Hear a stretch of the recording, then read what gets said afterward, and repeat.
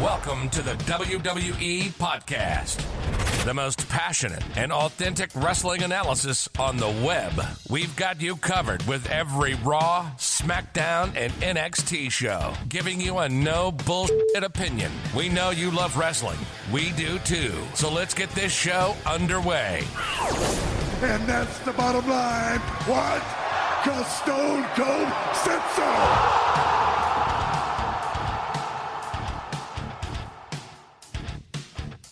Hey guys, welcome to the WWE Podcast. This is the Week in Review as Michael Gross and myself discuss as much as we can for this Week in Review. Obviously, we don't get to every little nitty-gritty thing. It would be a 4-hour conversation. But we push close to 2 on this one as we cover everything on Raw and SmackDown that we could. And I hope we covered your topic of choice. And we've got some maybe exciting little projects coming up that we'll talk about as we get closer to getting those things going. But in the meantime, he joins me for the great conversation leading up to the Royal Rumble, potentially after the Royal Rumble, surprise returns in the Rumble. What could they be? Our thoughts on WrestleMania over the next 3 years and their locations, what that could mean.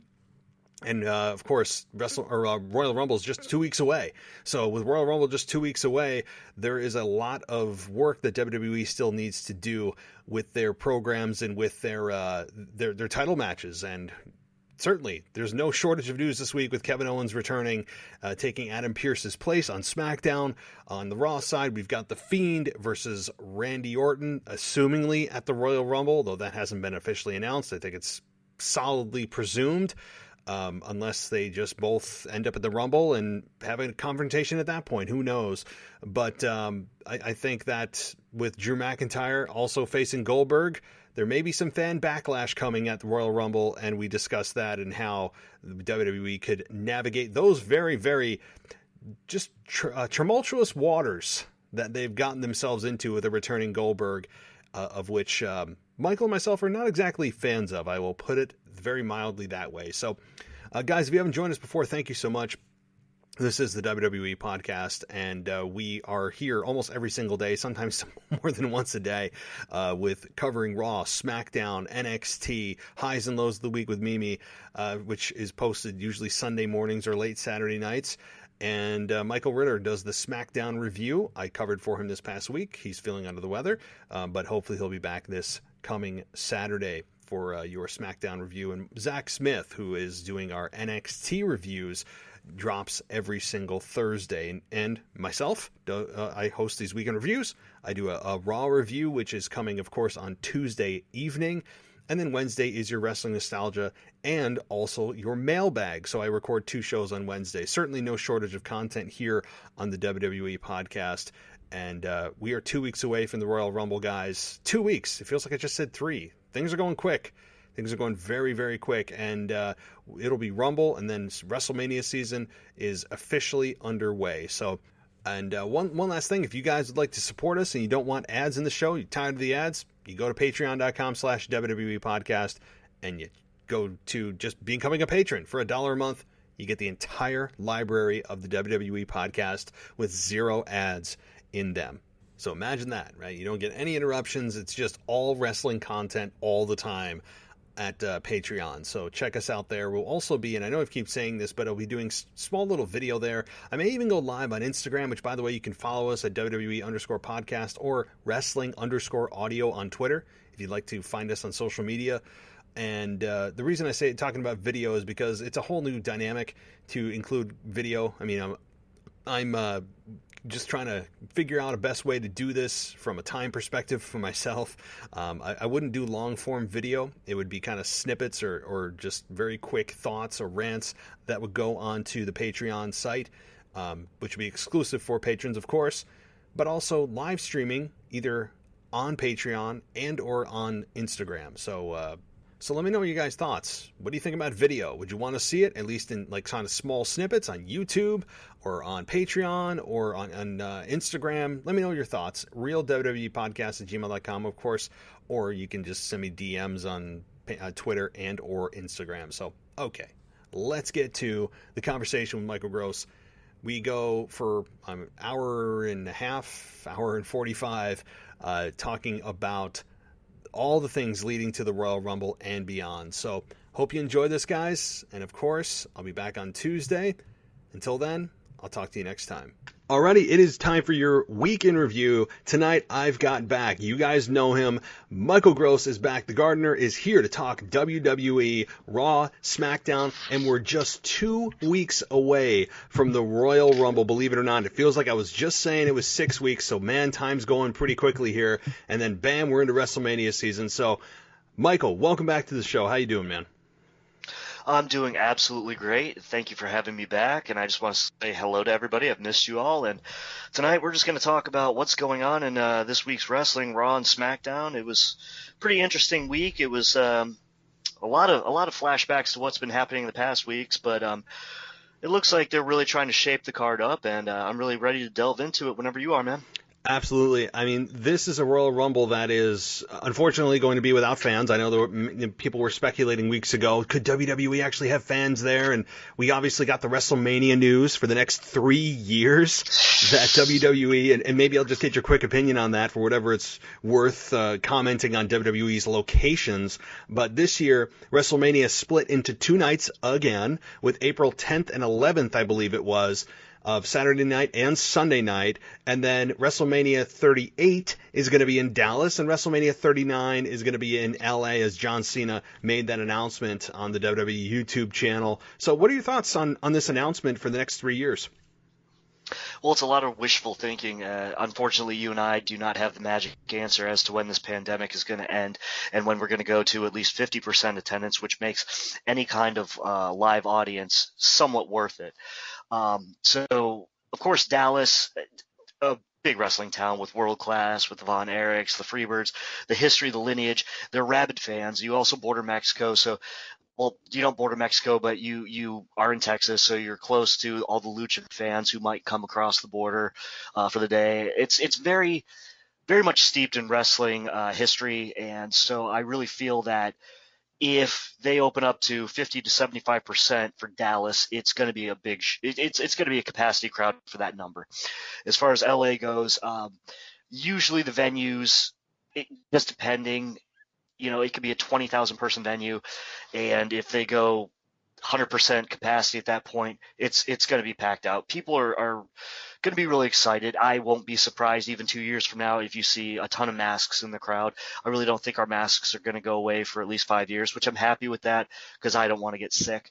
But it just makes sense to go to these super populated towns. Dallas, huge. Dallas-Fort Worth, it's a super city. It's a dueling city. LA, of course, is the second biggest city in the United States. So they're definitely going for crowd appeal. They're going for places that people travel to that have international airports. They're trying to cover every base. So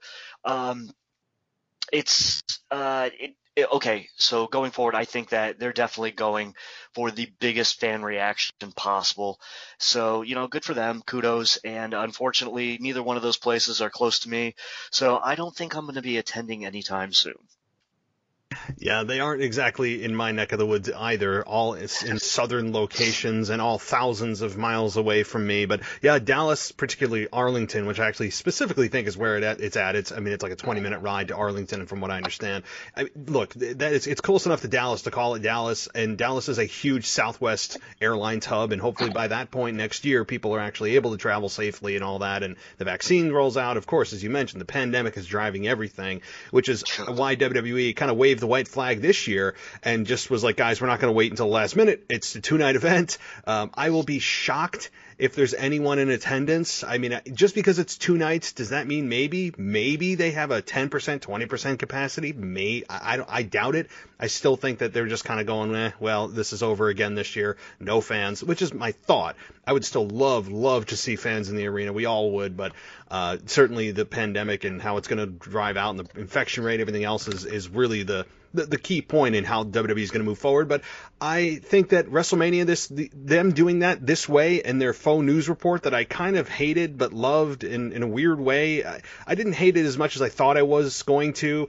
But again, we're not here to analyze the WrestleMania report that they put together, but it's nice to see them 3 years out telling us, and then bam, WrestleMania 40 after that. It's just insane to think that far out. So, all right, well, let's get into this week, because now we're 2 weeks away from the Royal Rumble. We've got matches shaping up. We've got returns imminent. And yes. I'll start with, I mean, there's a lot of places I could start, but I guess Roman Reigns. I seem to just gravitate to how good he's doing and just how he's taken WWE and put it on his back and gone down the field with it.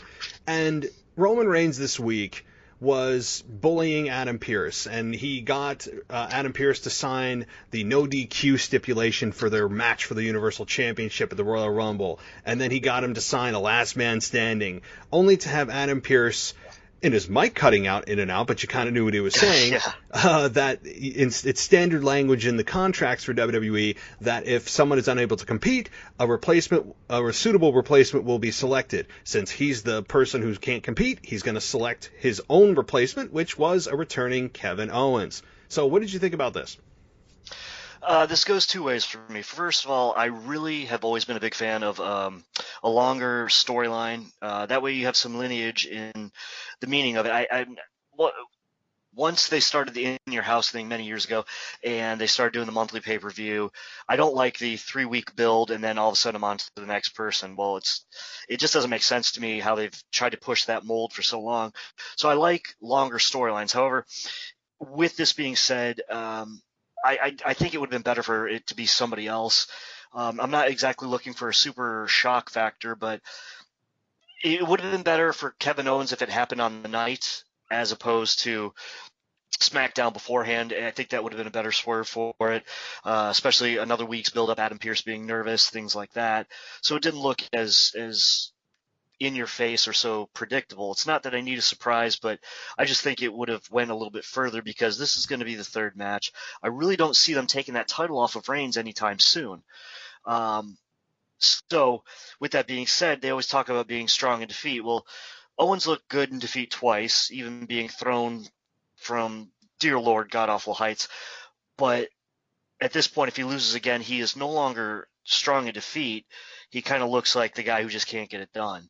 And so I think a third loss, even if it's a no contest, is going to go against Kevin Owens' stock. And I think it's going to really deplete who he is as a main eventer. And considering SmackDown, you look at who could be, up at that main event tier as a face. You got Kevin Owens, you got Daniel Bryan, and Kevin Owens is a natural heel anyway.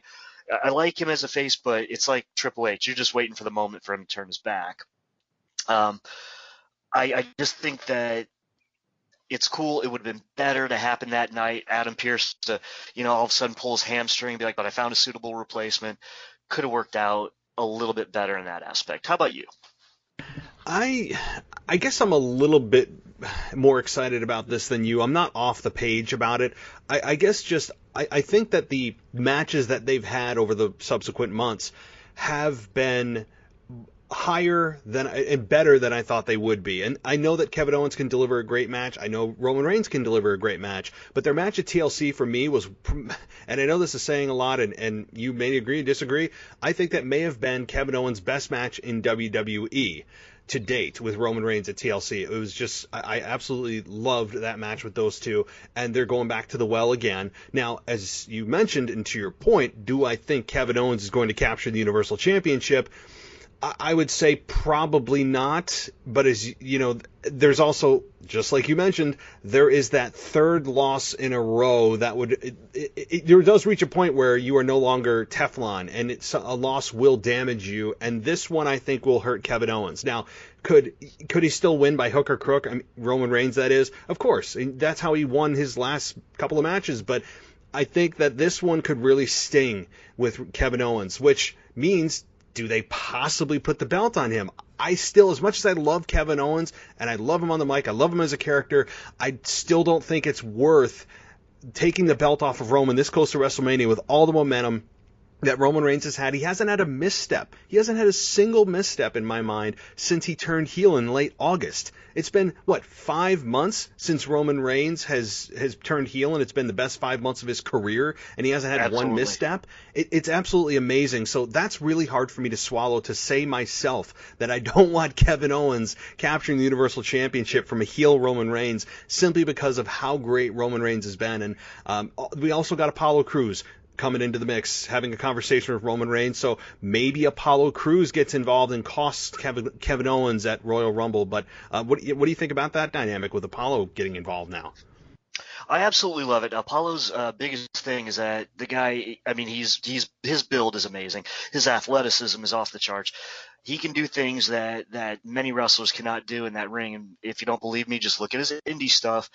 And it's I don't want to say he's been wasted, but I think they called him up too fast. He didn't get time to develop more in NXT. There's lightning in a bottle, but remember, and you can't compare anybody to The Rock, but when they brought The Rock up as the blue chipper, smile a lot, Apollo out there smiling, and the people turned on him because they didn't want to see this sickly sweet syrup dipped babyface cookie cutter thing. And I wouldn't say Apollo's the second coming of that, but it's get out there, smile, do a pose, have a decent match, do some amazing moves at the end, and then lose. A heel turn for Apollo is going to be a breath of fresh air. If he aligns himself with Reigns, great. If he doesn't align himself with Reigns and becomes his own man, I think that could be even better. I don't want to see him be a stooge or a lackey. I don't want to see this be a Seth Rollins, Buddy Murphy kind of thing. I want to see him be his own man. I think this could be really awesome. Go ahead, have him help Reigns, but I want to see it be vicious. I want to see a darker side of him, not just hold somebody's leg down or trip him or, slide in and hit a finishing move and slide out. I want to see something a little bit more dastardly, so that way if we're going to set up a good program between Owens and Apollo works on his mic skills, and if it can match up to his athleticism and his in-ring, he and Owens could really lead a great program going to WrestleMania. So, yeah, I'm really all game for that. And as you were saying about Reigns having 5 great months, he's had 5 astronomical months. This is what he's been waiting for. I love it. The only thing I didn't like about tonight, one, I'm tired of contract signings. Once a year is fine. And I mean once. I don't care who it is, just one time. Because it's a played out segment where wrestlers could be wrestling. 2, if it doesn't end with a table getting smashed and someone usually getting speared or driven through a piece of furniture, then the second part's always a swerve, just like we had tonight. So that was the takeaway. And at the beginning of the show, when Reigns kind of looked a little perturbed, looking like he was almost intimidated when Paul Heyman took the first contract to Adam Pearce, like he looked like he was nervous about it, and that didn't make sense to me. If he's as dastardly and so underhanded, and if he's as dominant that he is, and what he's portraying, which is so amazing, then I expect more of him to be more confident. And I would have expected him to just go straight into I want last man standing. I want it now, instead of playing cat and mouse with it and batting it back and forth. That's WWE creative for you. I mean, I'm not going to put Roman Reigns on that and put him on the chopping block. It's just creative, which seems to be kind of hit and miss, as you know, and I know very well. But to the point about Apollo Crews, this is something brewing, and I hope it's a heel turn more than a babyface continuation, because if I never see Apollo Crews smile again in my life, I will be fine with it. I mean, I've seen him smile for 6 years or however long it's been. It feels like since he was one of the first people to come up from NXT. And we were all excited about it. He's one of the first call-ups, blah, blah, blah. And he's been the exact same guy over those 5, 6 years, whatever it's been. He has not done anything. We all think of Apollo Crews. He's athletic and he smiles a lot. That's all we know. And we know that there's more. We know that Apollo Crews has more underneath that. And perhaps this is what Roman Reigns is going to do, is bring that side of him out. And the poison that is Roman Reigns right now, which I mean as a compliment, is going to be injected into Apollo Crews, I hope, and just see a vicious, nasty side of Apollo Crews that we've never seen before. I think this could be a career-defining turn for Apollo. It certainly You can't turn any other way. I mean, and next week he has an Intercontinental Championship match against Big E, so let's not forget that. I would say that he could possibly capture it, except it's Big E, and the fans would lose their minds if after all of this time, Big E, who the fans have been waiting to just kind of burst out onto the scene in his own singles capacity, getting a singles championship, and really he just captured it a few weeks ago, a month ago. I really don't think that'd be the best move to put the belt onto Apollo Crews. Do you think there's any possibility of that next week? Apollo's definitely not going to win the championship next week. But there were some really convoluted moments on SmackDown with the whole match, because Big E, his comments towards the commentary team was rather snide, and it's just funny because it looks like Apollo is slowly turning heel. It looks like Big E is using heel commentary, and that Sami Zayn, who is the actual heel of the whole thing, was the one who got screwed over. And so I'm looking at perhaps double turns all the way around, and if they do, that's going to be a headache. I really don't want that. But Big E is definitely acting more and more, not confident, but more like just, I think the term I'm looking for is not a bully, but a smart aleck. Mm-hmm. And, Apollo hits that overhead belly to belly, and he's like, I do that, but much better. And I'm like, why is he saying it like that? That's not babyface commentary. It's not confident commentary. He could say something more like, I've been known to throw that, and I don't know whose is better, but we could find out, things like that. I don't always want my baby faces to be syrupy sweet, but for a guy who just won this title and everybody wanting him to have this momentum and him finally getting his moment, if we're going to build him up into a star, we can't have him riding that fine line of a tweener. So it's leaving me with a few question marks, and I wouldn't be surprised if the match gets revisited after a Sami Zayn run in and it becomes a triple threat for Royal Rumble, and that's where I kind of see it going. And I even see that having maybe a convoluted finish. And if they took the title off Big E, it would be one of those deals where one of the other two competitors pin the third one. In this case, I could see it going back to Sammy because he's got his whole conspiracy theory whole thing going on. I'm not really a big fan of, but at least it gives us something to sink our teeth into as far as him having a character. But no, I don't see that belt changing hands next week. I see it as a build towards Royal Rumble, because your Intercontinental Champion is not going to win the Royal Rumble. It's very few and far between that you're going to have a dual title situation. We haven't had one since Seth Rollins, and before that, Ultimate Warrior maybe? Yeah. So it's so few and far between that I see him getting tied up more inside of a match with Sami Zayn and Apollo Crews going forward into the Rumble. But next week, no, definitely not. Yeah, I'm just a little nervous because of the fact that WWE is obsessed with creating championship matches on free TV every week. I mean, it's literally been almost every week, every show. It seems like they're doing a women's match, or they're doing a WWE Championship match, Universal Championship match with Roman Reigns and Kevin Owens in a steel cage on Christmas Day that they never explained how that happened. I mean, I mean, things like that. It's just like, how do you get to here without telling us chapters 1 through 9 and we just look at chapter 10? I mean, but I'm trying to reserve my rants for a little bit later on with some certain things. But in closing, with Apollo Crews and Sami Zayn, look, and Big E, first of all, I actually am a big fan of what Sami Zayn is and stands for, and just his obsession with constant conspiracy theories, taking what a lot of people are like in real life, where everyone thinks they're conspiring against them, and Sami Zayn has blown that up, and now he's got a documentary crew following him around. I actually find it really comical. I don't mind what Sami Zayn's doing, and Big E is not coming across as likable, although I didn't really like Big E's New Day character to begin with. This seems kind of like an offshoot of that, where he still hasn't really disconnected from New Day. Maybe he should spend a little less time on Ghostbuster sweaters and a little bit more time on character development instead of sitting on a couch like he's in his living room at SmackDown. I mean, I don't know how this is supposed to appeal other than, it's wacky Big E. Like, can we get the hell away from this? I understand he's not wearing the New Day colors. He's not saying, New Day rocks, but it's still got the stench of of the New Day. I need it gone. I don't know why or how or what it's going to take for Big E to evolve and to just slowly evolve into something more serious. I cannot take him seriously. I think his career will be stifled if he can't have that evolution of just a different side of Big E other than wacky, goofy, cartoon Big E. No, I get it. I agree. I'm glad that you mentioned the Ghostbusters sweater because I almost said something, but I bit my tongue. And this is coming from the guy that has the collection of the custom print socks. So, but he really needs to phase away from that whole goofiness. I mean, like I said, I wear custom print socks. I got Scooby-Doo socks, Dr. Seuss, Memphis Grizzlies, you name it. Point being, you can't see them under with my pants covering them up. So, he needs a character tune-up.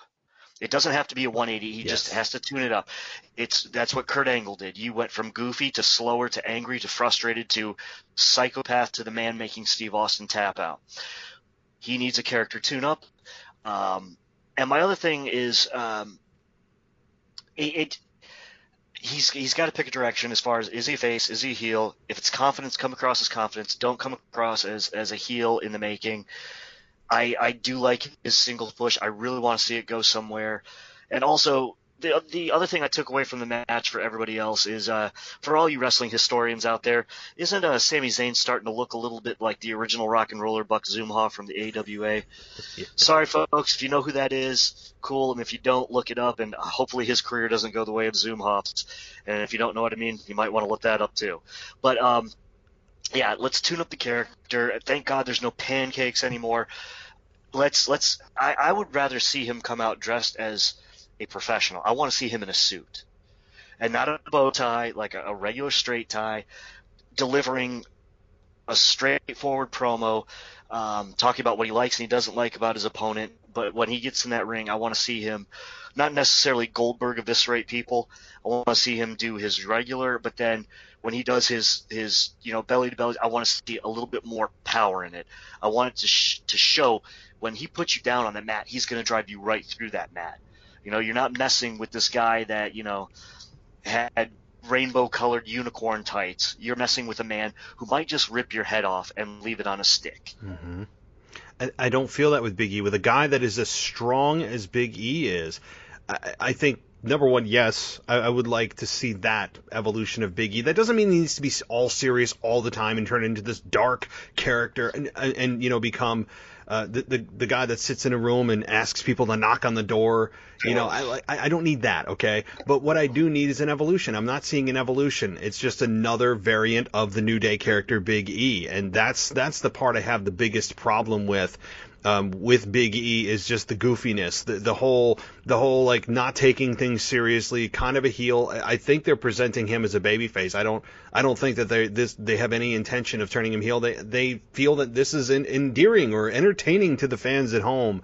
I don't think this is endearing. And last point on Big E, can we just change his finish? I am not a fan of the big ending. I know that it has been his staple for many years, but I find it very, very weak. I mean, when you do a suicide dive on the outside, or you do a big splash, and that doesn't finish it, but a guy just doing basically a pancake, which is what it is. I mean, he's just landing flat on his stomach.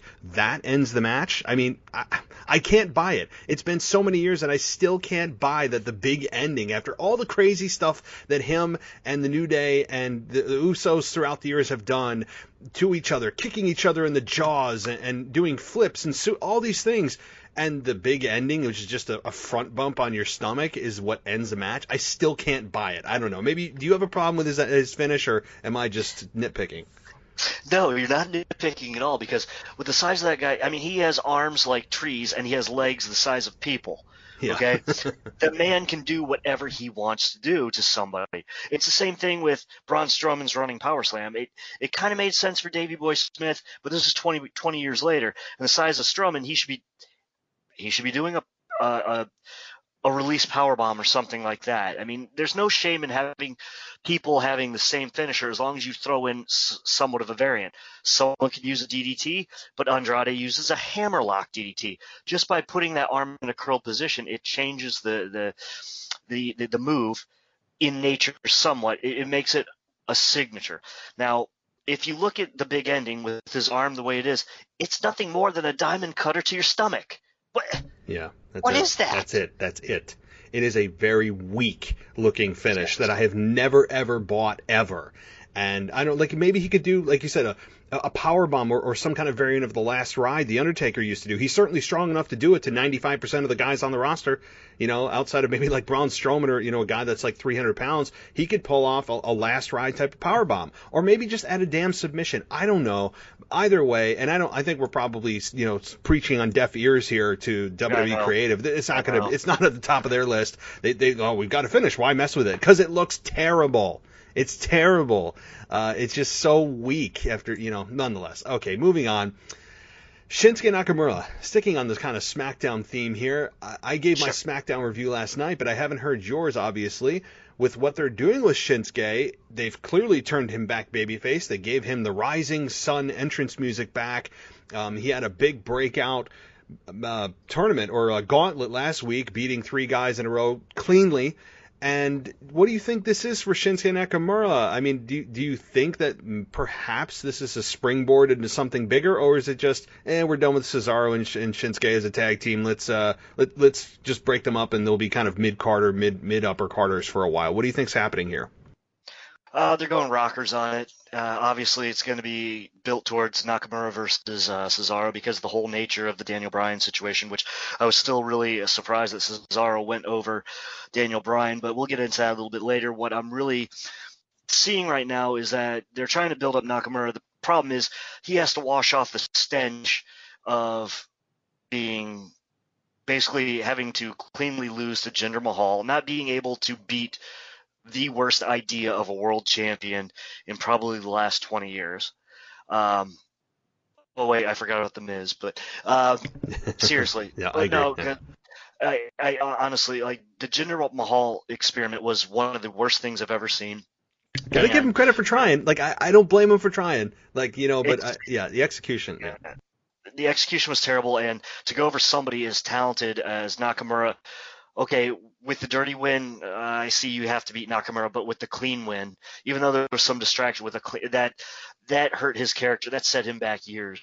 And then to put him in tag team purgatory forever. It doesn't matter if you're tagging with Cesaro, you could be tagging with, I don't know. I mean, you could be tagging with CM Punk, but after cleanly losing to Jinder, even if it was 2 years ago, your character really has to go a long way to make the people forget about that and wash that stench off you. And then to get out of that stigmatism of, a foreigner has to tag with a foreigner. Please, for the love of God, creative. If you're foreign, that's not your gimmick. You could be foreign and you could be anything. It's, I wonder if I was a wrestler in Japan, would I have to go to the ring eating cheeseburgers with a full-size car instead of a small Japanese model? And, like, how American would I have to act? Because here comes the American wrestler. They don't do that. So I want to see Nakamura go face. Of course, it's going to be between he and Cesaro. If they would just loosen up the governing on the wrestling and let them do a little bit more than WWE style, because the king of strong style, unfortunately, is the king of WWE style now. Let he and Cesaro have a good 15 minutes and let them do a little bit of what one did in the Indies, the other one did in Japan. We're going to have a great match if they do that. That's the build. And then we also have to look at what are they going to do for the months after that, because you can't stretch out that program. It'll hurt both of them. Just if you go from former partners, and like I said, I like long programs, but former partners to feuding with each other, if you always associate each other, I will see it like a Cesaro and Sheamus thing. It's like, we don't like each other. Now we're going to get back together. Like, no, don't do this. Mm-hmm. So I don't want them to keep being associated. They both are too talented to be put in a vacuum because they cancel each other out. Let's let them go on to their separate ways after they have their match. And I think that, unfortunately, WWE, if they were listening to this they're thinking to themselves, is that a challenge? Guys, I bet we can get 5 months out of this. I mean, they've done it, right? Like, look at Rey Mysterio and Seth Rollins, for God's sakes. Look at King Corbin and Roman Reigns, right? Like, how long did that go? They've done it. So I'm sure they were like, guys, challenge accepted, right? So, I mean, here's the thing. And we all know how good these matches are going to be. WWE knows how good these matches are going to be. It will be almost impossible to get a bad match out of these two, given the skill set, the collective aggregate years that they've both been in the business, obviously not just in WWE, but in independence and New Japan and all that.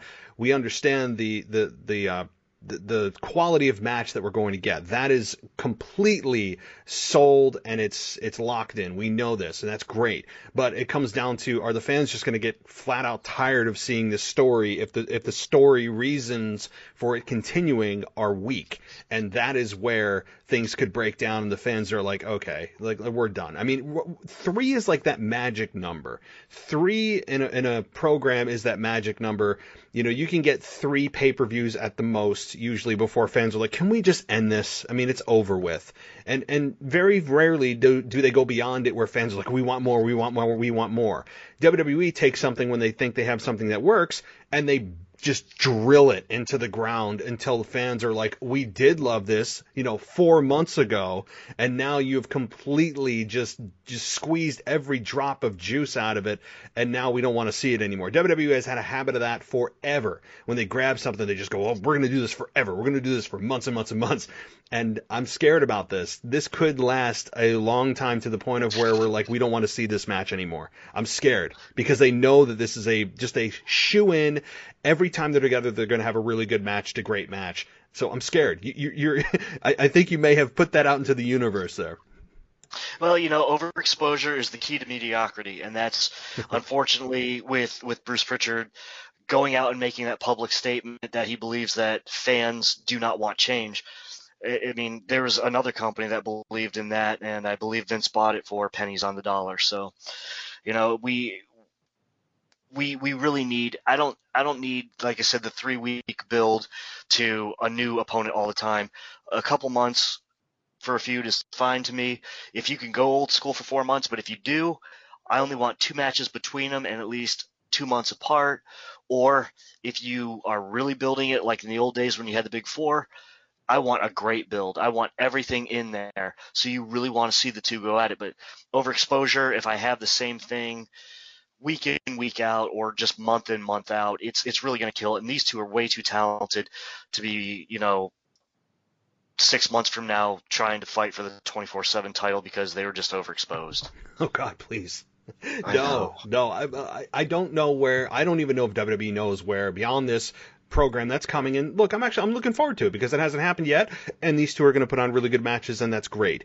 But I'm concerned about what's after that for them, and I don't think WWE Creative could even answer that question right now, given the past history of what they've done with booking and on the fly, and you hear about things changing that day. Very, very unlikely that you hear about anything coming out beyond that. I mean, potentially maybe an opponent for Roman Reigns that ends up just losing to Roman Reigns down the line.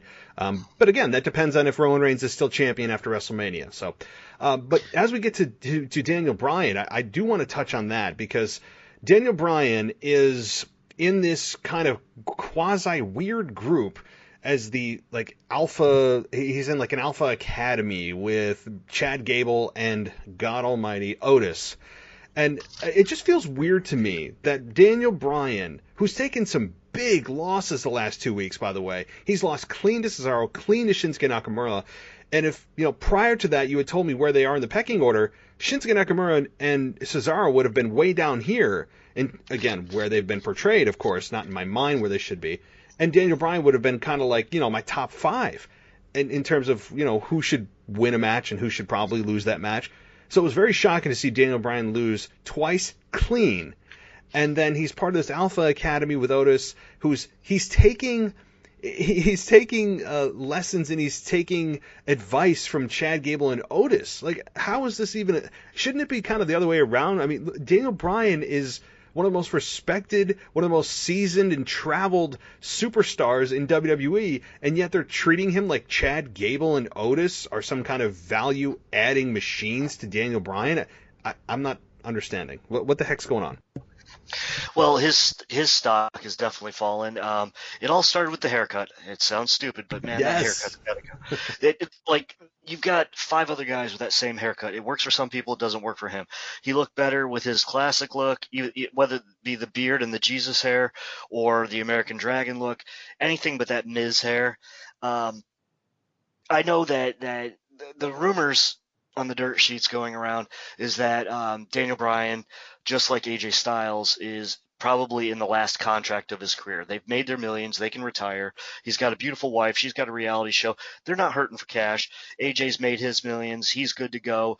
And especially off reciprocal rights from the network and everything else, they're going to – excuse me, got a little burp there.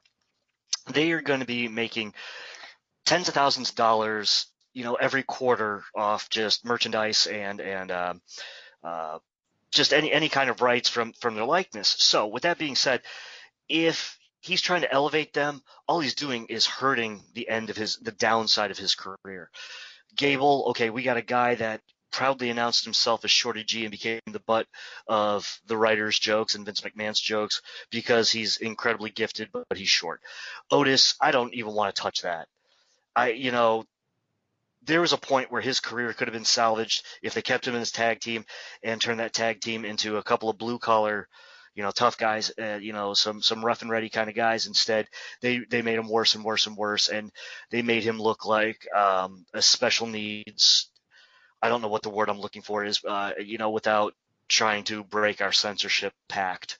So with clean words on my mind, I'm just going to say Daniel Bryan has really fallen far from grace, and having people who cannot win matches and look really stupid when they do, or look really stupid when they deliver promos, and have been utilized in cinematic garbage. It makes no sense. I liked it when he was working with like Drew Gulak and he was like the mentor. I liked it when, he was giving back. Then he was showing this man is one of the best technical wrestlers you have, and you've basically pulled down your pants, defecated on a plate, handed it to him, and told him it was prime rib. I'm not having that.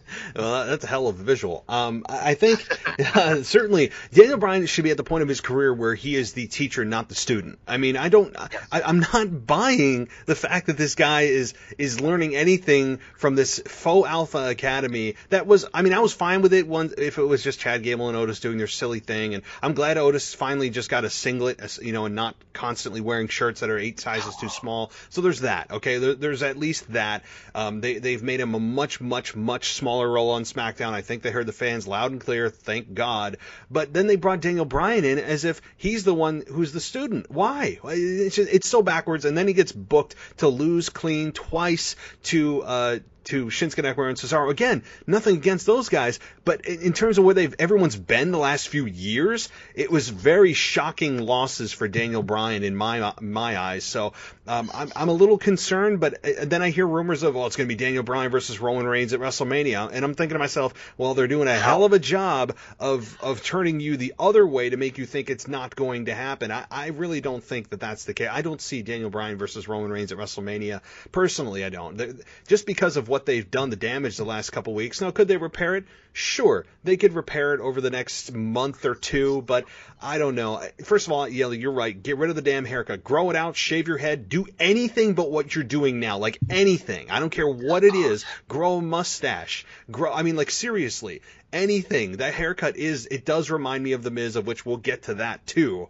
And I'm scared of my censorship on that. But Daniel Bryan right now is a teacher. He's not a student. Why are we dealing with this? But okay, I think we've said our piece on that. Absolutely. I do want to ask you about one thing, and this is certainly not a big talking point of the week, but and you may disagree with me on that, and I'm thinking you actually may, because of you're very old school. You're even more old school than I am, which is nothing wrong with that.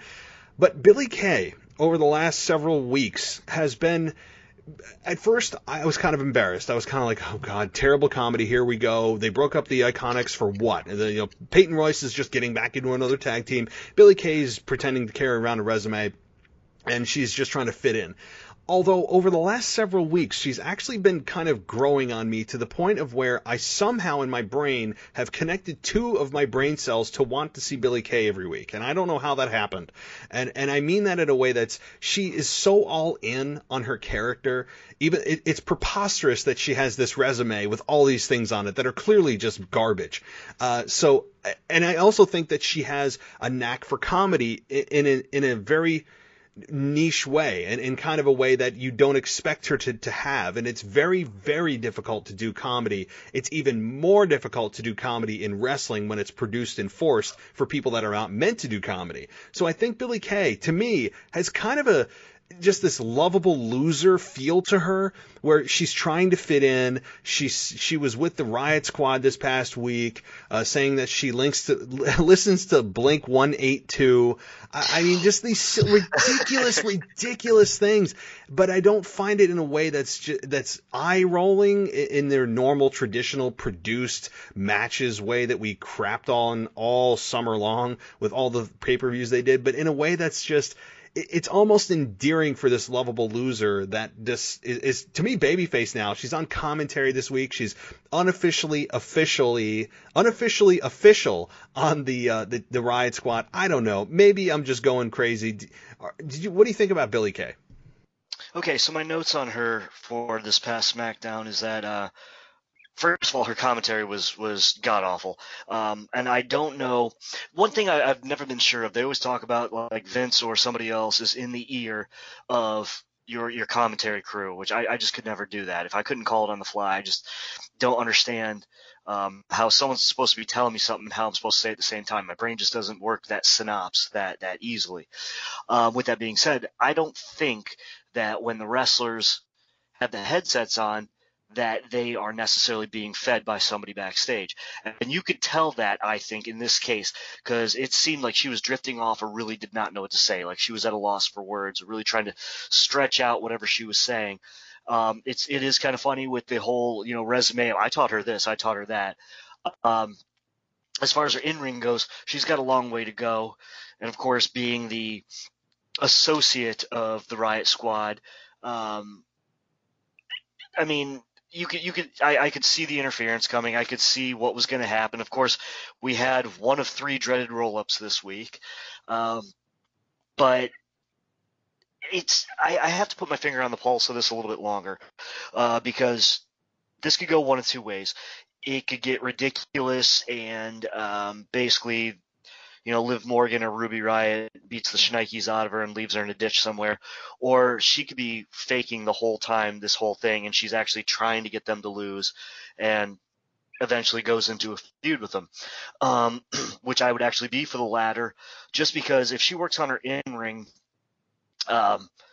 she has some kind of charisma to her. It's just where it's going to go. Now, if they go with the goof that can't get anything done constantly, that's water thin, and we all see it coming. Now, if it is basically she just doesn't like them and she's trying to cause them losses by being, their friend, I like that, and I like where it could go. I like Ruby Riott. I've been a really big fan of Ruby Riott, and I think if you put Ruby Riott in a storyline, which is something that she sorely has missed, especially when she came back a couple of years ago. I think one of the first shows you and I talked about how healthy she looked when she came back. We both thought that they had big plans for her, and then they pushed her not to the mid-card but way to the bottom. If you give her anything and let her put her foothold in it, let's see where she can go. And if Billie Kay is going to be the person that's going to be the conduit for this building block, I'm for it. I'm willing to give it a shot. Let's just work on Billie's talking. Let's definitely work on her ring work. When she slid into the ring, she looked really uncoordinated trying to get to the other side and get out. So that kind of stuff needs to be addressed. The ring presence is bad, and her ring work definitely – she still has some of that posing for the crowd that's not there, or looking for the approval of the people that she's really just getting canned laughter for, or canned boos and laughs for, or cheers. So we got to work on that. So ring presence and ring psychology, and let's see where it goes. Well, yeah, I mean, maybe she should do more mosh pishing, as she said. Oh, Yeah. God, don't get me started on that. I mean, so which is clearly a mess up by her, and then she just owned it. Which if you screw up that bad, you might as well just own it, because Corey Graves is going to bury you. I mean, so yeah, it is what it is. I mean, I agree that I don't know what the payoff is. I hope that it's not just this is her defined role, because unfortunately, when Vince McMahon finds anybody that is any inkling of comedic talent, he takes it, he latches onto it, and he just completely drives it into the ground. Look what they did with Otis. They completely destroyed his character. Vince destroyed his character when he was doing, I think, just great as the Heavy Machinery, which never got off the ground. They never became tag team champions for whatever reason. We had a heel turn by Tucker, which went nowhere. I mean, like, it was just bizarre of what happened with Heavy Machinery. But Billy Kay, I don't know what the payoff is. I'm actually, you know, when I tried to hate it, because every being in my, you know, every soul in my body was just like, listen, this is not what you like.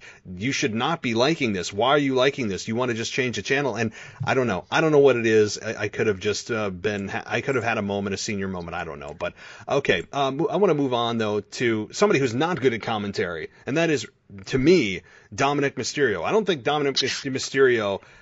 I mean, I said this on my show last night. I said, have you ever seen the movie I, Robot? And I said, he feels like he is a robot in a human, like, skin.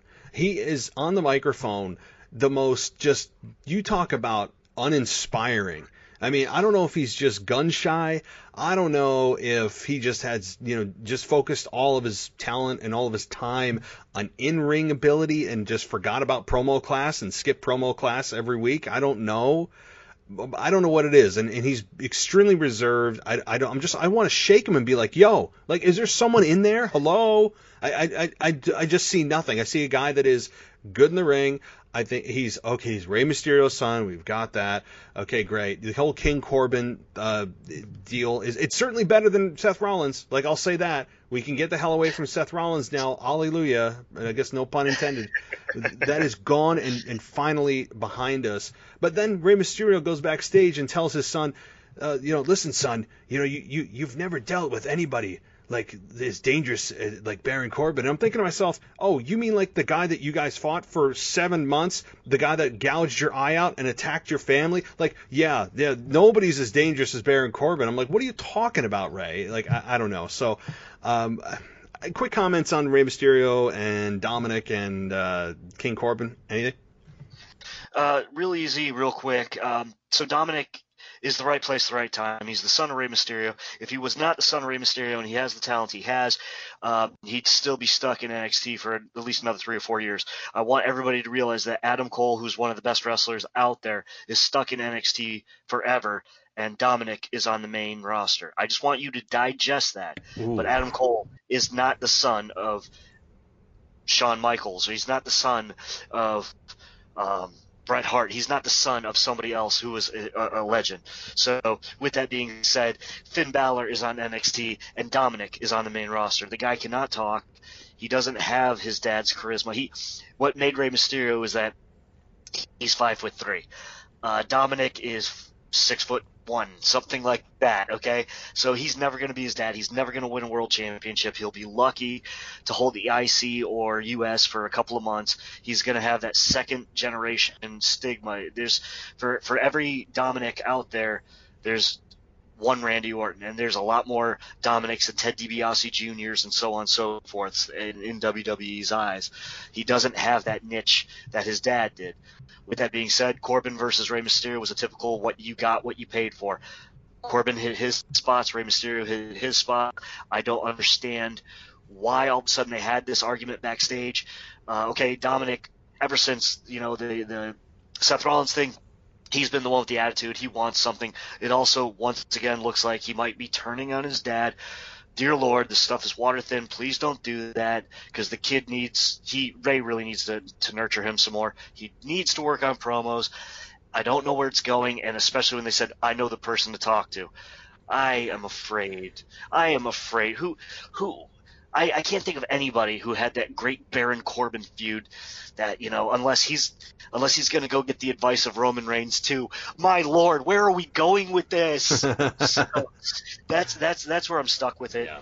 And so, at the end of the day, what I'm seeing is that if it's not going to be Dominic eventually turning on Ray, I think that whoever they go to for this advice is going to be a big disappointment unless they're going to dust off Cain Velasquez again, because they had to mention yes. Don't say it. No. I'm sorry. Well, I mean, he did look like Squidward on his way to the ring, but but you look at it because they're supposed to be real friends, and I'm going to keep this abridged as much as possible because I'm talking too much already, but the point is there's nobody else, and they had to bring up the fact that he's a former Golden Gloves boxer. So if you're going to go against a former Golden Gloves boxer, you might as well bring in a UFC guy. And for a Golden Gloves boxer, I will say that he very rarely uses those abilities that they constantly shove down our throats and remind us about. I know. In his style in ring, or in his arsenal, so to speak. So yeah, for whatever the heck that's worth. But I agree. Now onto the Raw side here, because we haven't really touched on Raw. Really, the big ticket items here on Raw were the fact that Triple H really took the place of Drew McIntyre, who tested positive for COVID, and it looks like the timing is going to work just perfectly for him to quarantine those 14 days like you're supposed to, right, and then make it to the Royal Rumble. The timing is really, really good. If he was going to get COVID, there's really no better time to do it, and it times out just right for Drew McIntyre to appear at the Rumble and face Goldberg. I can't believe I'm saying that, and it still hurts my soul. So there's that. And then, of course, we get Triple H facing Randy Orton in the main event that we all knew wasn't going to go that long. And we got really, it was just a means to an end to bring back, well, we thought the Fiend, Alexa Bliss, firing that fireball into his face. So I'll let you take those two things. It's really simple for me right now. We've got Goldberg, we got Triple H. Welcome to Jurassic Park. So that's where I'm going with this one. I mean, there's other people you could have put in. Somebody who wants to stand up for not Roman Reigns, but Drew McIntyre, because they look so much alike. You wonder if Vince has an archetype. Anyway, okay. Triple H versus Orton does nothing for me, and I have a feeling that's going to be revisited somewhat in a minor capacity. They're really wanting to push Orton to the moon on this whole thing. Of course, McIntyre Goldberg is going to be the real story here. So I think this is their way of sidebarring Orton out of the situation. But I don't think Triple H is the person to do it. Triple H is in great shape, but he's a shell of the man he was 5 years ago, body-wise. He doesn't look like he should be competing, although he looks like if you ran into him in a dark alley, he'd probably mess you up pretty bad. It's just the fact that this does nothing for me. I'm glad that somebody stepped in, but it could have been so many other wrestlers who are off TV right now. It could have been a lot of people. There's a lot of different ways it could have gone. Somebody saying, hey, you want him? He's a little sick. How about me? But instead it had to be Triple H, and this whole disrespecting the legends. And it's just – I get it's a very forced storyline. And, of course, it's a good way to blow it off. But we really got to remove Orton from this whole thing, because the worst thing I'm thinking is that if they want to push Orton and McIntyre more, which that ship sailed. It sailed. I hope it's a flat earth and it sails right off the edge of the planet, because we need to go different places with these guys now. I think it's Orton and Edge is going to come back. So okay, let me slow down. If Orton gets involved and helps Goldberg win the title, I'm going to be really upset, because this is another one of those Bruce Pritchard things. People want the same thing they've seen for years. No, I really don't. I loved Goldberg in 1998, 99. The man has proven that he does not care about doing anything in that ring the way he used to, let alone he was never that great, but that intensity, that squash match, okay, cool. You can't go more than 5 minutes without being exposed, and especially when you're having matches with legends and you're just falling apart, concussing yourself and just falling down in the ring, just slop. I don't want to see this. I don't want to see where it goes. So Triple H and Orton, let's make this the end of it. Alexa Bliss, keep doing what you're doing. And The Fiend, I hope you're back soon. But Goldberg needs to disappear after this match for a long, long time and just work on PR work for WWE. That's the best thing for him. And McIntyre needs a bigger picture and a bigger foil. And I'd like to see. I think McIntyre's foe should be the person that comes out of Elimination Chamber. That way they've got 5 people to build it up, and we've got at least 2 months to find a credible opponent, because if we do Orton again, once again, we're getting that overexposed same match over and over again. And we're not going to do Goldberg again over my dead body. So that's where I am with this whole situation. Well, boy, there's a lot here. I think your fears about Goldberg continuing his matches in WWE are probably going to be founded, because with Goldberg back at the Rumble, it's WrestleMania season. Why would they bring Goldberg back just to have a match at the Rumble and not have a match at WrestleMania? So that would tell me, and I've been steadfast about this the last couple of weeks, and it scares me, and I do not want to say this, and every fiber in my being is crying when I say this, but I think Goldberg is probably going to win the WWE Championship at Rumble. And the reason I say that is they have driven home this past week. They kept telling you, Goldberg that's the one championship that eluded him. I mean, let's be honest, there's others, but he's never been WWE champion. They kept telling you that. They've put out a Goldberg special on the network. They've tried to build him. This past week on Raw, they had like a hero's welcome video package about Goldberg, his greatest hits, which is just a spear, jackhammer, snorting, smoke. I mean, like, that is all Goldberg does. That's it. Yes. That is it. I'm actually more concerned about the health of Drew McIntyre in this match, given the history of Goldberg. Now, we know what happened with Undertaker. He's not exactly a spring chicken either, so that contributed to the disaster that was Goldberg versus Undertaker. But I mean, we all know this match is not going to be long. We all know the 3 moves we're going to see. It might be a single clothesline, maybe a clothesline, but it's going to be spear, jackhammer, kick out, spear, kick out, spear. I mean, like, that's what it's going to be. It's just a bunch of finishers in this match. There's going to be no story told, and I don't want to hear that, well, maybe Goldberg's been training. No.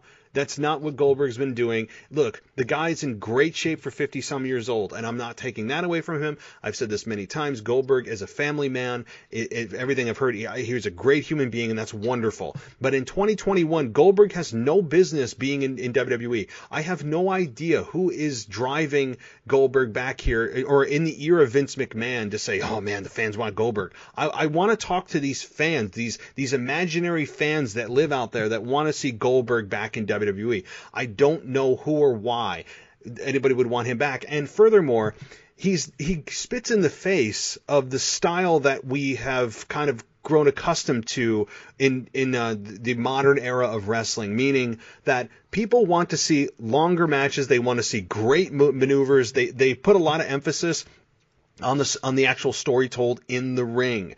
I'm more of I like to see a better story told and character development than in ring. Nonetheless, people, to me, in today's era, the modern fans are going to get the complete opposite of what they are used to and what they like, which is guys flipping and flying and 450 splashes and all that stuff. Again, not my cup of tea, but the Goldberg style isn't my cup of tea either. I mean, that's the other extreme. You're talking about 2 extremes of wrestling matches where one guy just goes in and does finishers, and you have other guys that are just super athletic with little character and just move after move after move 100 miles an hour. So I'm more of in the middle, but Goldberg, this is going to be a very straightforward, you know what you're going to get, 3 minutes or less, and somebody's going down with the 5th finisher, however many times it takes to kick out.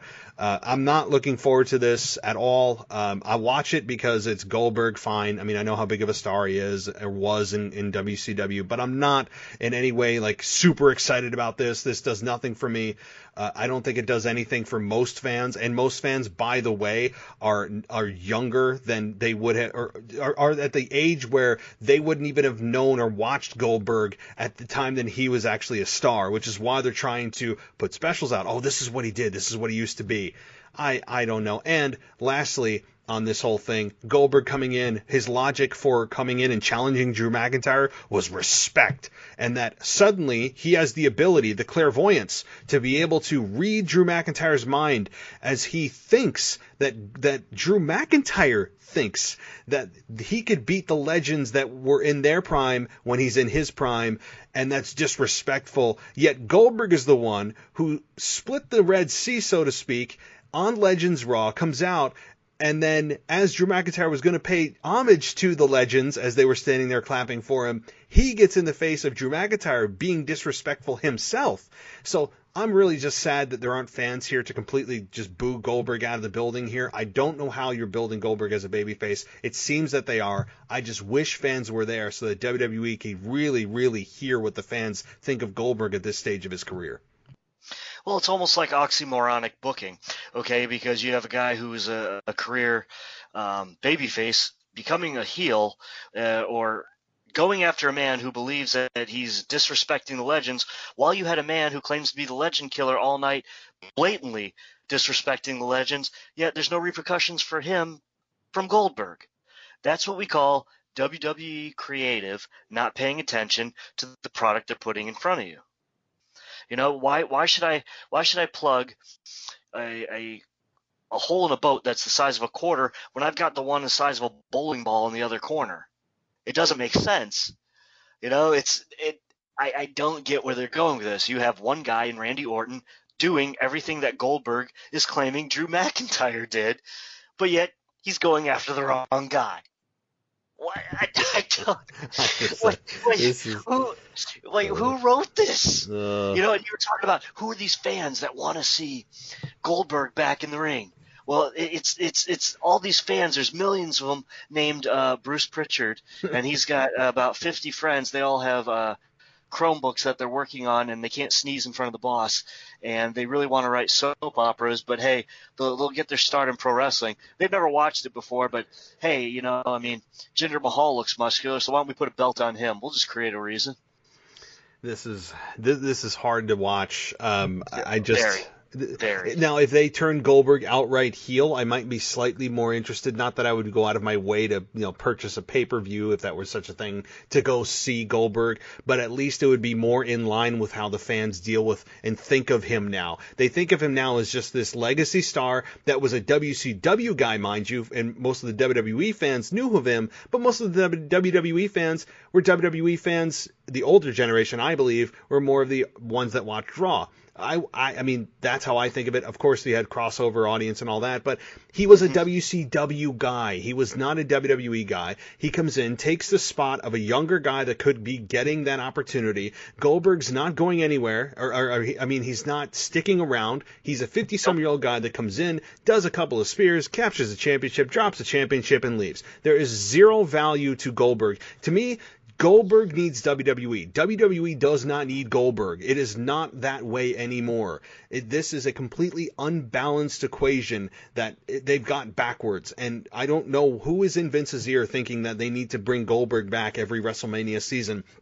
To me, there's no value in this. He's not a needle mover. I don't believe at this stage of his career anymore, particularly because he came back in 2016, 2017. That was kind of exciting because oh, cool, Goldberg's back. After his 2004 disaster of a year in WWE, he's back. Okay, Let's see what he can do. There's some interest, but we all know what we're getting now. There's not going to be any surprises. I think the interest and the shininess of this new toy that's back is gone. I don't see the value in having him back. The rub that some people are going to perceive that Drew McIntyre is going to give Goldberg, I think it's the other way around. I think Goldberg is going to get the rub from Drew McIntyre because this is to me just a complete waste of time.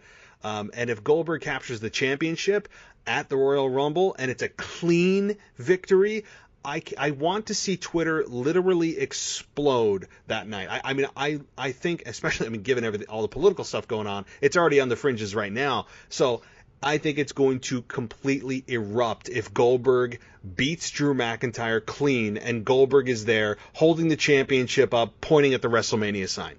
There's a visual for you. Oh, my Lord, please just don't do this stuff to me because it's like you said, if Goldberg wins, I don't see what a plan could be for WrestleMania unless it's, and this is the tongue scraper right here. One more match with he and Triple H for Triple H to wear it one more time and take it out. Please do not do this, because we are really, this reminds me of the death knell of the WCW days when they had brought in all these young people, and then of course they put idiots like Vince Russo in charge who were burying the product and ripping off stuff he had done before, but he didn't have the guidance of someone to say no on his dumb angles.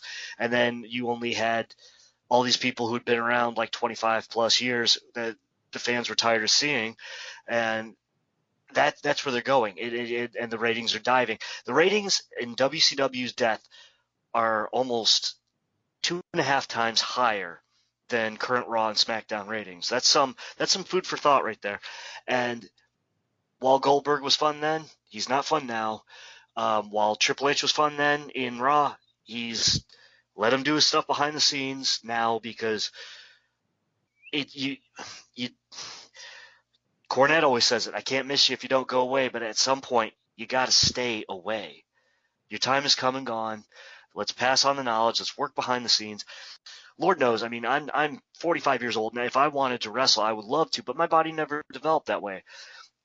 And I would love to work behind the scenes, because there's always fresh people coming in, and you can, if something didn't work out with somebody, you could maybe make it work with somebody else. And having that ability to create is beautiful, and Triple H has that. But you can't just play with the same old toy. A kid it's bored of the same old toy, and that's what Goldberg is, and that's what, all these people that they're just, okay, it's great to see Edge because he can still go, but we're always afraid every time he takes a bump, everybody bites a knuckle and gasps. While being said, he can still pull out a really good match, and he'll do some new things. It's not the same old match. It's not like watching Rey Mysterio do the same 7 moves and then just fly around and bounce off things. That's, it's the same thing with Jeff Hardy matches, same thing with Rob Van Dam matches, and we've all seen it for so many years. And if you keep feeding us that, it's boring us, and I just don't see, if you put this title on Goldberg, where we're going to go. And if I see him pointing at that sign for WrestleMania, I'll be the one to blow up Twitter. I've got the dynamite. That's a joke, everybody. But it's to that point right now where that's booking yourself in a corner. It really is. That's what I see. They're booking themselves in a corner. And they are, but I think that Vince thinks that he knows better, and that we've got a great opponent lined up for Goldberg at WrestleMania. I'm concerned, because the timing is very suspicious. That Goldberg comes back WrestleMania season, he's got instantly a WWE Championship match, which we didn't even address. That the fact that you're just given an opportunity because you're a legacy star that didn't have a great run in WWE, number one, in WWE, and you aren't exactly regarded as one of the best of all time. You're just not. I mean, that's also disrespectful to come in and challenge and think that you are owed that, because that's what the whole backwards logic is thing. For me, when he's talking about respect to Drew McIntyre, I'm here for respect. I'm here because of respect, that basically saying that Drew doesn't respect the legends. Well, yet he's disrespecting Drew McIntyre and the WWE Championship by thinking he should be immediately awarded an opportunity because he comes down and he just gets in the face of Drew. So this whole thing, I'm very fearful. I would say that I would say 75%, 25% that Goldberg wins at the Royal Rumble.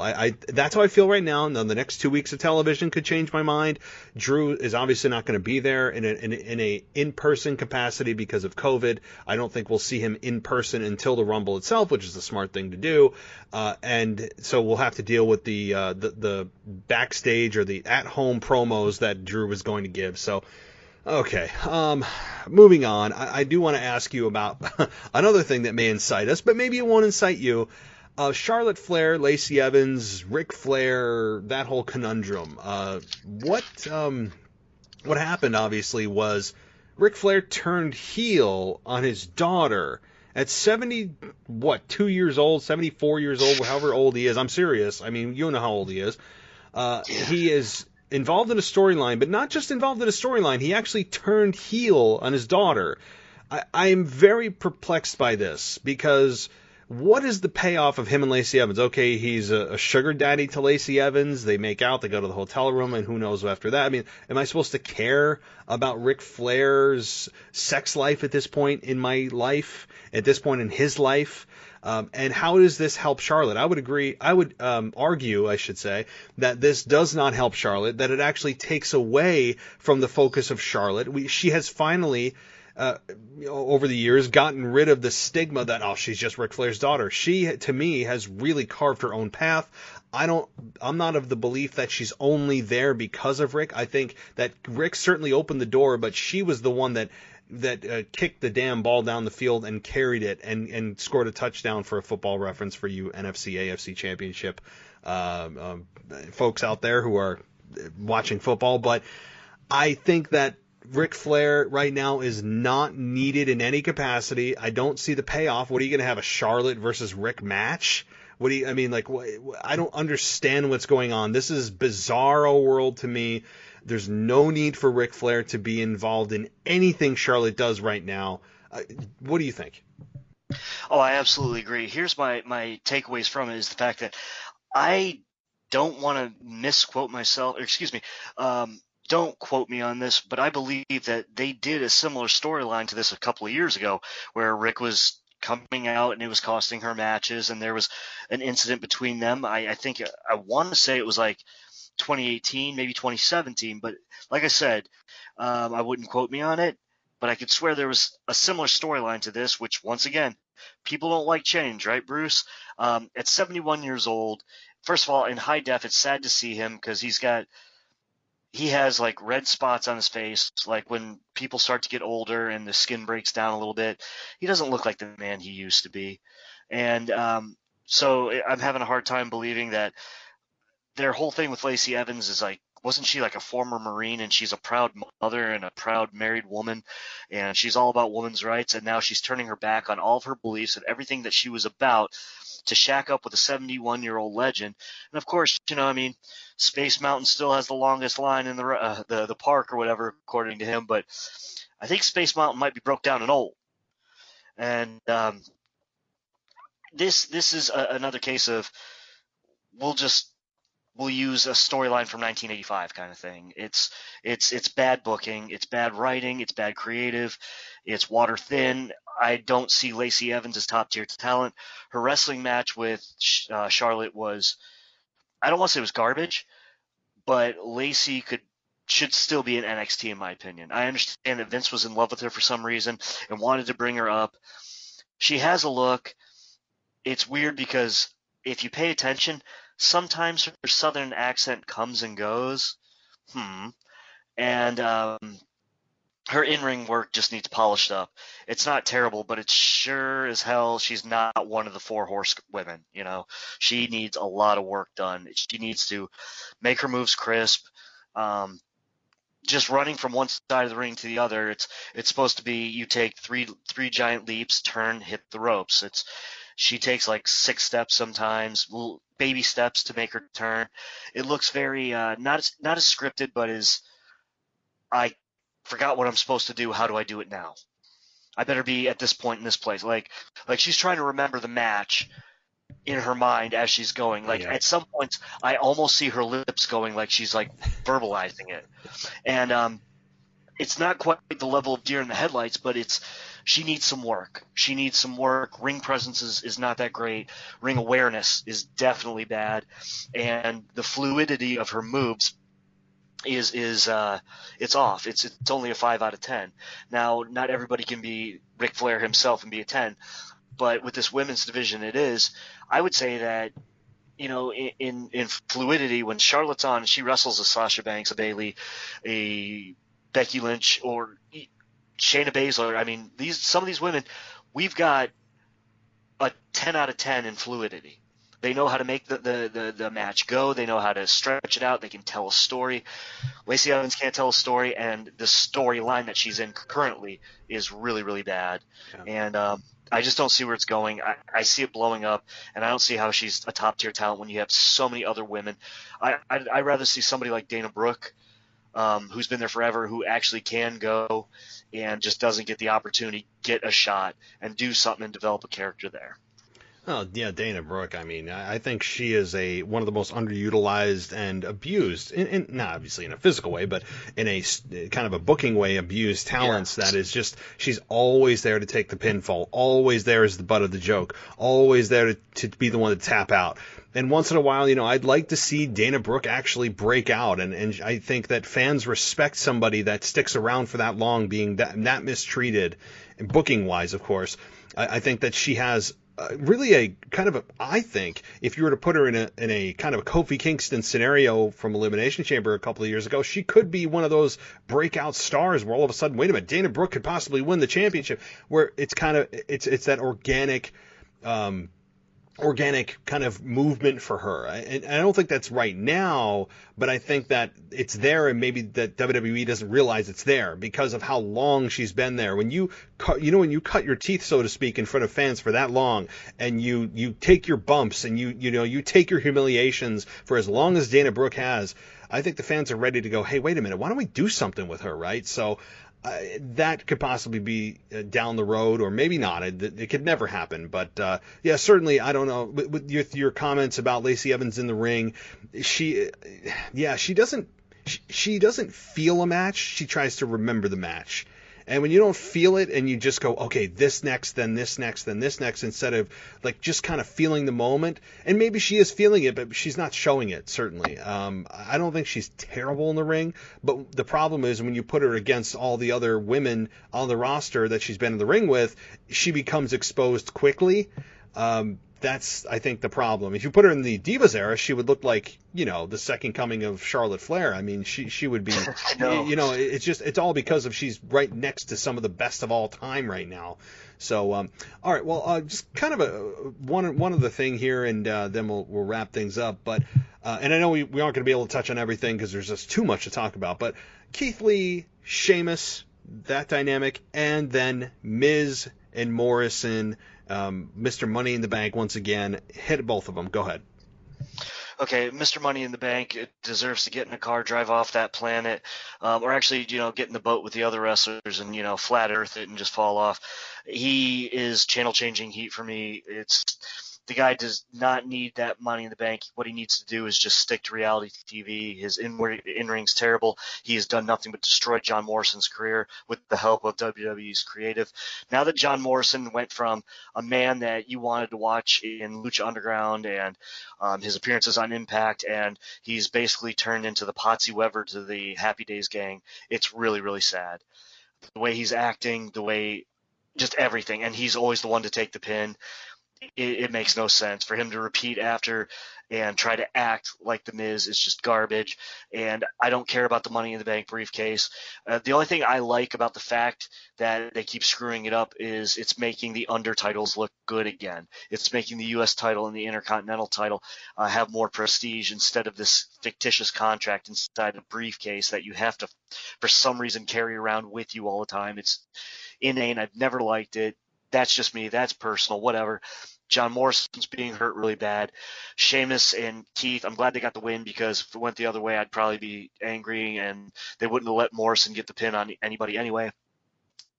I'm kind of concerned about Sheamus. He's looking a little skinny. So is Randy Orton. So is Mark Henry. A lot of people are looking skinny. They just might not be working out like they did before with the pandemic. It's not like sickly skinny. Just you can tell they lost a little bit of weight.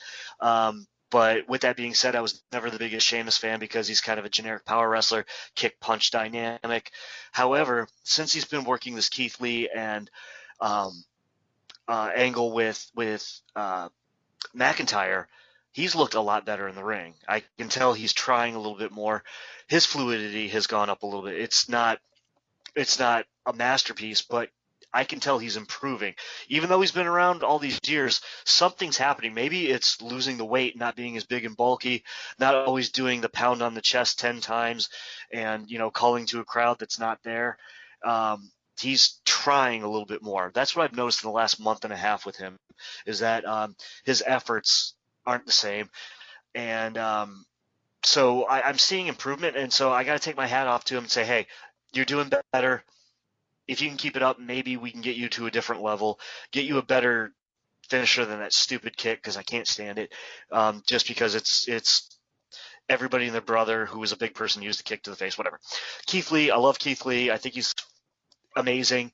And obviously, the only thing I've noticed, have you noticed his promo has changed from the well-spoken, well-thought-out to more relaxed speaking? I noticed that the past week, and I said to myself, which I actually like, because yes, he spoke very differently and you paid attention, but he spoke in a way that was weird, right? Like he would pause where you shouldn't pause, and it was just drawn out. It's just more of his natural speaking voice, which somebody got in his ear and said, yeah, I noticed that, yep. I kind of liked it before when he spoke in the weird way, but if he did that, I would have liked it when he first came into the like if he cut his promos in the beginning of Raw, like when he's entering the building wearing a suit, it makes him look like a professional all the way around. It gives you another facet to the diamond that is Keith Lee. I love his in-ring work. I'm really confused why they keep doing this whole I'll be your friend, and then we win a match. We love each other. Yeah. Now let's fight when we come back from commercial break. So, I love that crackpot commentary. Something happened during commercial break. Could you repeat that for me? Something. Could you, pray tell me what happened? They didn't do it. They didn't do anything. They didn't say anything what happened. Nothing. Exactly. Like, is this like Jeopardy? Like, you're going to give the answer and I have to give you the clue or the question? Yep. Like, what is we got in a verbal argument and it ended with fisticuffs? So, it just reminds me of an episode of Nitro a long time ago where Tony Schiavone watched Horse Hogan finish a guy off with a suplex, and his commentary was, and he finishes him off with that move. He actually said that. So, I don't get why they fight. They don't explain why they fight. And then at the end of it, they're friends again. I need to know where this is going. Once again, you're trying to feed me a pork chop, but I don't have any side dishes. I got to build up to the pork chop. I don't just go for the pork chop. I want my green beans and my mashed potatoes. And we're getting no green beans and mashed potatoes. We're just getting a fight, and then it's like having your pork chop and then having your dessert and then going back and eating your pork chop again. We're friends. We're enemies. We're friends. Yep. Yeah, it is. I can understand where we had Drew McIntyre and Sheamus actually break down, because we know the history of those two being, they grew up together, they trained together, they were in the same promotion together, which, by the way, and I keep promoting this and I get nothing for this from the WWE Network, but when Stone Cold had Drew McIntyre on his Broken Skull sessions, you learn a lot about McIntyre, and he talks about Sheamus, how they grew up and all this, they had these big dreams and all that kind of stuff, and they literally grew up together. So you could understand with Sheamus and Drew where they would fight like brothers, and but yet at the end of the day they still love each other. That kind of makes sense. With Keith Lee and Sheamus, I don't think there's any history there. Are they just following what the dynamic is between Drew and Keith? I mean, I don't understand this. This makes zero sense. They didn't tell you why they started fighting. I'm assuming there's a disagreement and it just ended in a brawl. I guess that's the hole we're supposed to fill in, because the creative or production was too lazy to show us how it broke down.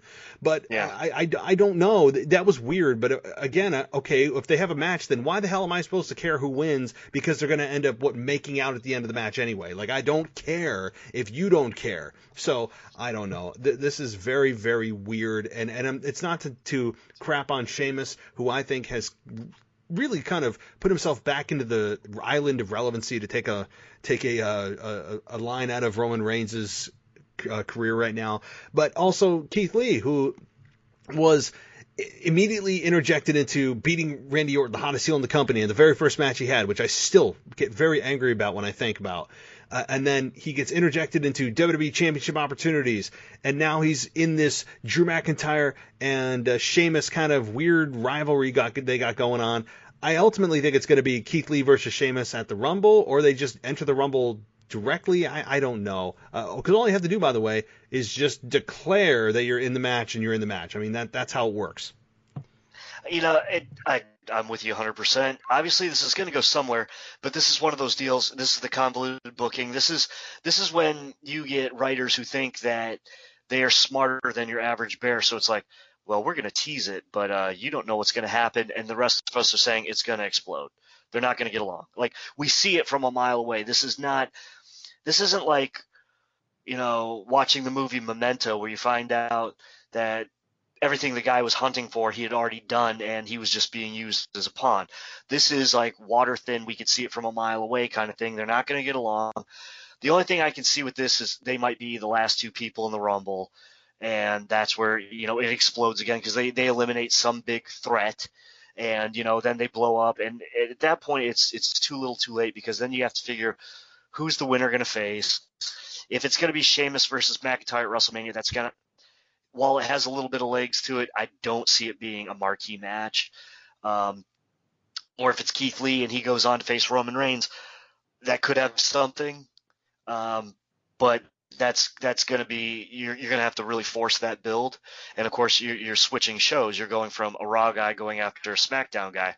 Last time I remember that was the Fallen one, Chris Benoit, going after, Triple H, and leapfrogging over from SmackDown. So,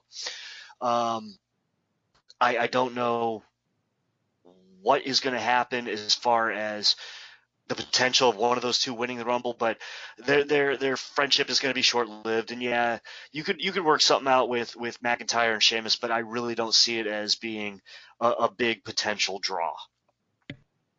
I don't think so either. I just, it's weird to have people fight and then hug and then fight and then hug, because it just disconnects the audience from getting emotionally invested, because, at the end of the day, well, they're friends anyway. It's not a thing you need to do, especially with really now two different pairings with Sheamus and Drew, which is much more understandable that they'd fight like brothers, and then at the end of the day they love each other. But with Keith Lee and Sheamus, there's no need to do it. There's just no reason to do it whatsoever. Anyway, and nonetheless, also, why would Keith Lee trust Sheamus after what he's done week after week? After the match is over, bro kick. I mean, it's weird. But all right, well, is there anything else you wanted to touch on before we wrap things up here? Just a couple simple things. So, obviously, not everybody has declared for the Royal Rumble, and so I want to shock all of our listeners, guys. I didn't want to be the one, but I'm going to tell you straight up, guys. I am declaring myself right now eligible for the Royal Rumble. Thank you. I know all the smart money's on the 5'9", 145-pound, 45-year-old, dashingly handsome man. So if you guys have my back, thank you. I'm going to start my own stable too. I'll probably have Austin Theory in it because, he just bounces back and forth. I'll kick him out eventually, teach him a lesson. But so I was bouncing this off you real quick, and then I'll do some shout-outs and we're done. And so Royal Rumble surprise entrance, I was just thinking about a couple people.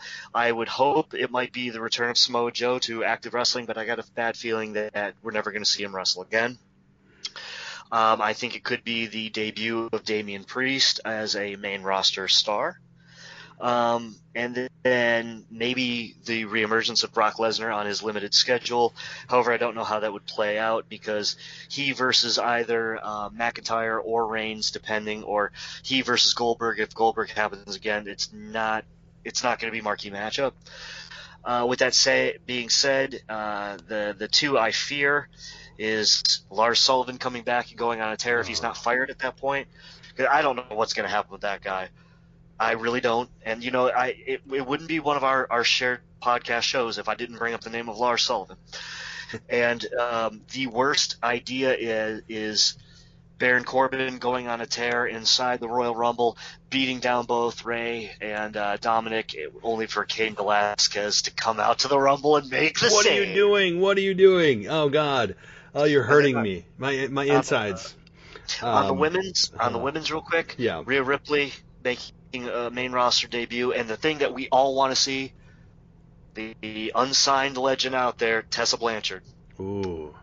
That would actually, if the Royal Rumble was terrible and Tessa Blanchard made a debut as a female well, obviously she's a female, but if she made a debut in the female Rumble, and especially if she won it, that would make the Rumble worth winning or watching. That would be, yeah. If those of you out there don't know who Tessa Blanchard is, please do your homework. I mean, you need to understand what she is, and that would be a big deal. I agree. And quick comments too on the men's, which your whole scenario here of potentials, that was mine too, is like, well, Brock Lesnar, people aren't thinking about it. I don't think Brock Lesnar would be a good choice. And the reason I don't think he'd be a good choice is because who the hell is he going to face that he hasn't already faced at WrestleMania? There's nobody new, big, exciting that you're like, oh man, that would be great. He's already faced Goldberg 100 times. We just had Drew versus Brock last year where he lost. And yeah, he could come back to avenge his loss. Okay, maybe. But then there's what? Drew, he wins and he's going to face Roman Reigns for the 900th time. Yes, Roman Reigns is a much different character now, but still. I mean, so there really isn't anybody he hasn't worked with before. So I think it's more Edge, to be honest with you. And then, again, it could Tessa Blanchard on the women's side. And I know people are also thinking about potentially, Becky Lynch. Could Becky Lynch come back? I think no. I think Becky Lynch is a solid no. Do you think there's a possibility of Becky Lynch re-debuting in the Rumble, or are we just really just Fantasyland here, given that she just gave birth a month ago? There's no way she's going to come back this soon. A new mother is going to want to be with the baby probably at least 3 months. I'm not quite sure what standard maternity leave is, which, I mean, obviously this is, the private contractor thing that doesn't really apply, but I could tell, if you're leaving a career that pays that much to have a child, you're going to want to spend as much time before you go back not necessarily on the road, and especially the fact that if you have an infant, I don't think you're really going to be wanting to go and potentially exposing that infant to COVID by wrestling people. Right. Yeah. Yep. Yeah. I don't think, and people are, Becky Lynch is coming back, that's enough time. And she, look, I think she'll probably bounce back body-wise just fine. But again, ring shape and just coming off pregnancy, of which during that pregnancy you probably weren't doing and taking bumps. It's going to take many months. I think SummerSlam is probably a much more realistic time frame for her to return. Maybe even later in the year. I mean, she may want to take 6, 9, 12 months off with her child. I mean, that's obviously up to her, and I don't think anyone could blame her for that. So those of you that think she can make a Royal Rumble return are dreaming. I mean, I would be absolutely floored from so many different perspectives, to being ring ready, to, like you said, putting a newborn at risk for potentially contracting COVID. It just, none of this would make any sense for Becky Lynch to return, and really you would kind of question her motherhood. Like, wouldn't you want to be home with your kid that's a month old? I mean, there's a lot of things I don't think that would, from a perception standpoint, be good for her. But did you have anything else before we close things out? I was going to do a shout out real quick to a few people. It's my Memphis wrestling family. A lot of people I've reconnected since I've been back in town, down here in Memphis. I'm helping out the old Kooky Canuck in Cordova, old boss of mine, Sean. He and I been working, and there's a strong group of pro wrestling fans who love the show. So I just wanted to say their names real quick because I love these guys, and I hadn't seen them in almost 6 years, and now we got together and it's like we haven't missed a beat. And that's going to be Cameron Puryear, Marcus Rooks, Michael Bradley. And then I also want to shout out to a local Memphis wrestling podcaster and radio personality by the name of Kevin Cerrito, and a follower of the show, a good friend of ours on Twitter. His name's Tim Bass. I've never met the guy, but he lives in town, and might meet up with him someday. And aside from that, I just think it's fantastic to be back on the show, and you and I have discussed some stuff that's off the air, and hopefully if that comes to fruition, we have a lot of really cool surprises for people maybe coming up in the future.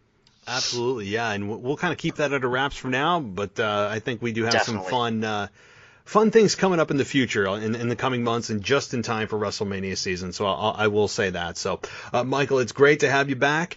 Looking forward to our future endeavors, as they say, and I hope I hope you're doing well, and we'll be in touch very soon.